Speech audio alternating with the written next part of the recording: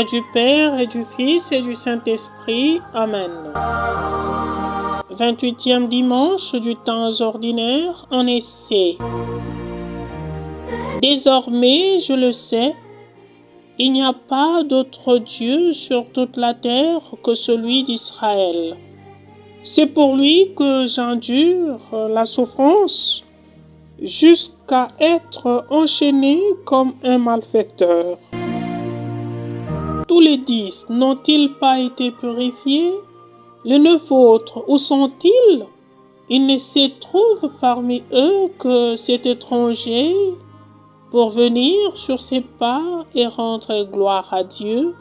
Hélas, Jésus est inquiet.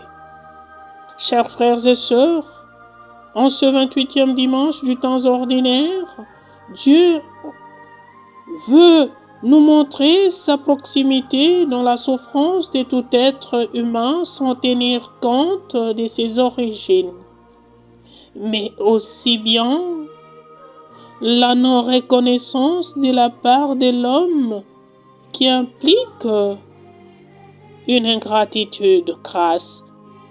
Le Seigneur nous reçoit à tout moment et il est prêt à panser nos blessures, nos plaies, à nous purifier de nos lèpres qui détériorent notre être spirituel.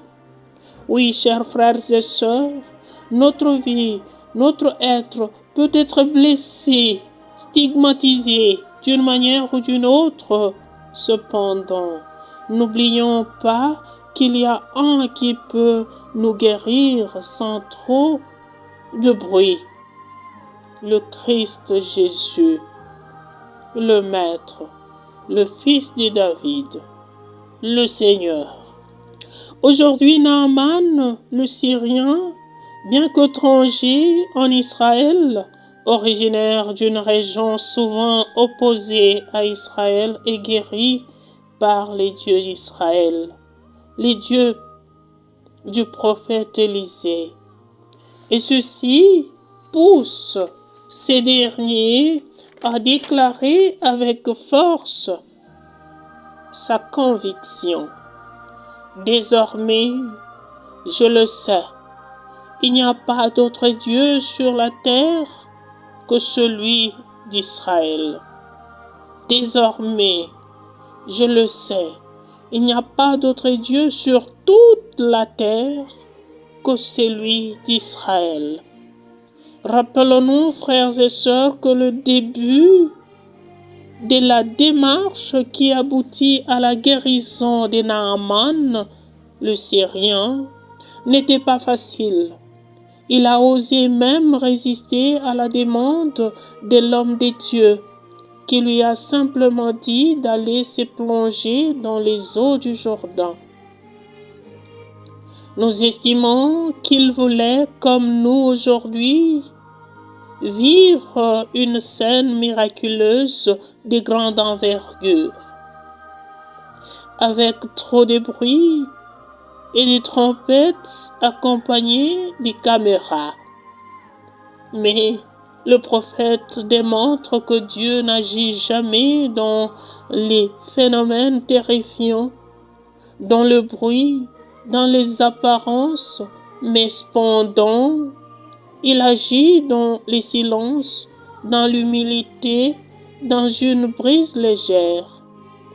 C'est pourquoi d'ailleurs, pour sauver toute l'humanité déchue, il fallait que l'homme-dieu soit pendu sur une croix, scandale pour les Juifs et folie pour les Grecs. Bien chers frères et sœurs, nous sommes invités à suivre la voie du Seigneur dans notre marche vers la sainteté, mais aussi nous devons obéir sans condition, même si ce que Dieu nous demande semble pour nous insensé.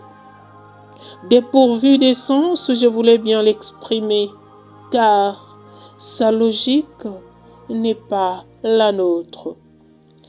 Naaman, le général, voulait montrer au prophète qu'ils ne pouvaient pas se moquer de lui, car il y avait en Syrie des grands fleuves, Tigre, Euphrate et autres, qui pouvaient le purifier de la lèpre si c'était cela la solution, celle de se plonger quelquefois, autant de fois, dans ces eaux. Mais le prophète lui demande d'aller se plonger dans une petite rivière, le Jourdain. Il refusa, mais grâce au conseil de ses serviteurs, il obtempéra. Et l'inattendu est opéré pour lui, et sa vie prend une autre tournure. Il n'est plus le même sur tout le plan. Il croit en Dieu et devient témoin de l'amour de Dieu. Chers frères et sœurs, demandons la grâce au Seigneur de mettre autour de nous les bonnes personnes.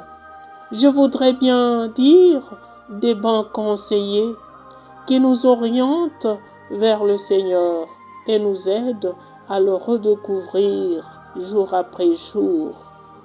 Mais aussi, sachons être reconnaissants, savoir faire un demi-tour pour dire merci au Seigneur, car sans lui, nous ne pourrons rien. Chers frères et sœurs, aujourd'hui, nous pouvons constater, une fois de plus, comment notre attitude peut remuer le cœur de Jésus. Le fait est dramatique. Quelques lépreux, convaincus par la foi, mais aussi en vainquant la réprobation, le rejet social dont souffraient ceux qui avaient la lèpre, et avec une bonne dose de courage, tendant à l'audace, s'approche de celui qui marche vers Jérusalem pour y souffrir, mourir et ressusciter le troisième jour, afin de nous affranchir de la mort. Nous pouvons dire que les lépreux obligent Jésus à agir pour leur compte à travers leurs suppliques si rassurés. Jésus, Maître, prends pitié de nous. Luc chapitre 14, verset 13. Et voilà que le Seigneur donne une réponse immédiate et foudroyante. Allez vous montrer au prêtre. Si, pour Naaman, le prophète l'a envoyé se plonger 7 fois dans l'eau, et si Jésus renvoie ses lépreux à aller se montrer au prêtre. Lui qui est le Seigneur, le Maître, montre son pouvoir, car en cours de route même, ils furent purifiés. Ceci nous montre, chers frères et sœurs, que la mesure du miracle du Christ est justement la mesure de notre foi et de notre confiance en Dieu. Que devons-nous faire, pauvres créatures, devant Dieu, si ce n'est que nous confier pleinement à lui? Mais ceci exige une foi opérative, qui, soutenue par l'obéissance, produit des miracles dans notre vie. Ceci nous pousse en même temps à comprendre que Dieu est capable de tout orienter dans notre vie. Comme le disait le bienheureux John Henry Newman, rien n'est difficile à croire quand il s'agit de celui pour qui rien n'est trop difficile à faire. Si nous ne voyons plus de miracles, c'est parce que nous obligeons le Seigneur trop peu avec notre manque de foi, manque de confiance et d'obéissance à sa volonté. Comme Saint Jean Chrysostome le déclarait, un peu de foi peut beaucoup. Rappelons-nous, chers frères et sœurs, de la parabole de la foi grosse comme une graine de moutarde.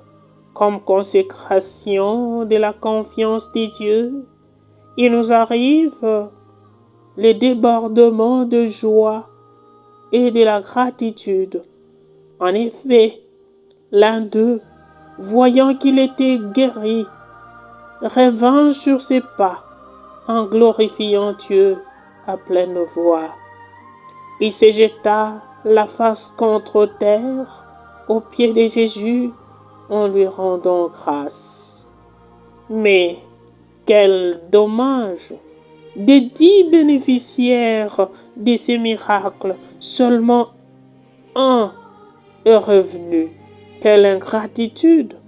Cette ingratitude nous guette aussi souvent, oubliant si facilement que tout ce que nous avons nous vient de Dieu, à qui nous devons tout. Apprenons à rendre grâce au Seigneur. Et donc, si nous pouvons expérimenter la bonté de Dieu, allons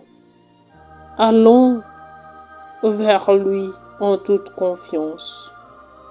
Empruntant les mots de saint Thomas mort, disons, suivons le Christ et avec lui supplions le Père. N'imitons pas la conduite de Judas qui abandonne le Christ, son Sauveur, après avoir profité de ses faveurs et dîné splendidement avec lui. Que le Seigneur nous vienne en aide et qu'il nous aide à reconnaître jour après jour les merveilles qu'il ne cesse de combler dans notre vie.